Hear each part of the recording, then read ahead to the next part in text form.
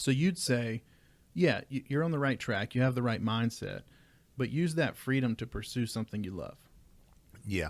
The whole thought process that you're going to go home and play video games, for 99.9% of us, you're going to be very unfulfilled with that. Mm-hmm. You're going to end up overweight and depressed in 18 months or less. Some people just implode, man. They're not used to it. And so after you do it and it almost kills you, you become acutely aware of, oh my gosh, and this is a real thing, and fortunately for me, and it leads to tons of uncertainty. When I think back about my entire life, some of the hardest years, honestly, were probably the 1 to 3 years after that. After I sold a business for millions of dollars, the 1 to 3 years after that were brutal. Identity crisis. I come out of college, 21 years old. I don't have anything. I didn't have a silver spoon. I mean, the reason I went to a college, it was a really good college, because I knew how to play football. And that was it. I wasn't smart. I mean, I was smart, but I wasn't smart enough to get into that college. And I played, and because of that, I was able to get some entrees to go work for John Hancock. And I did that for 3 years. But I worked my tail off, knowing that, I just looked at it and I said, well, the people got all these designations, these letters behind their name, make more money than people that don't. And so that's what I did. I didn't listen to the damn radio. I was relentless about press. I took the whole mentality of playing college football towards business, and I pressed and pressed. And because of that, it led into the next job at employee benefits at Marsh when I was 24. No one gets hired at Marsh when you're 24. And I had this background of calling, from insurance side, you call 500 people a week.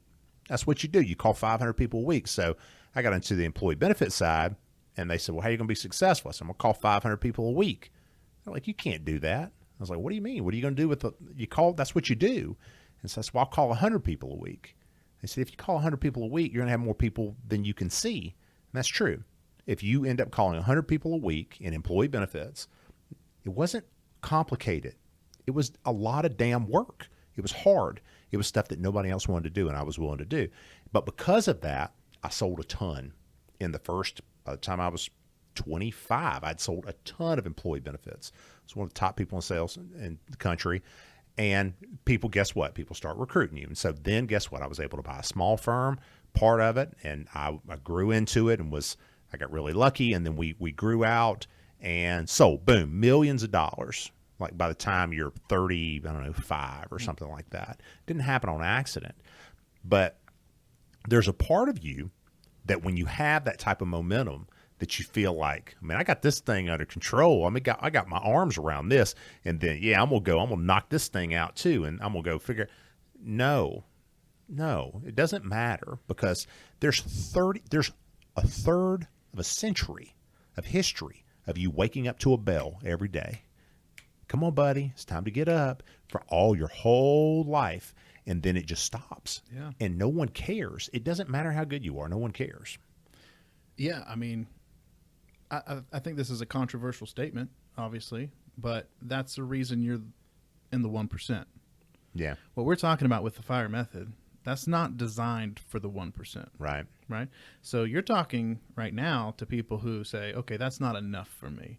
Yeah. I want to elevate myself beyond that. And I think that's the path you have followed. Yeah. And inadvertently, during that path, you happen to stumble upon retirement, Mm-hmm. and found out this isn't all it's cracked up to be.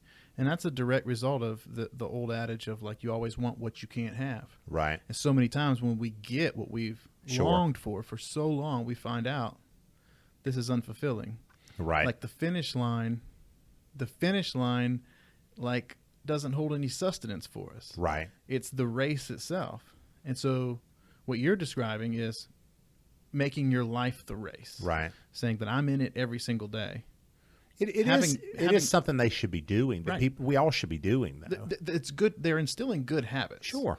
But the mindset shouldn't be, I'm instilling these good habits so I can escape one day. The mindset could Correct. be, I'm There you instilling these good habits so that my race is more enjoyable. Yeah. So that my time on this earth is more enjoyable, that I'm a more fulfilled human being. Right. And I get to accomplish and give back to people. Right. Through serving my purpose, which Right. ultimately, inadvertently, makes you wealthy. Right. Which is the path that you have pursued and are continuing to pursue, Right. even though you could walk away. but it is great that people are actually thinking about this.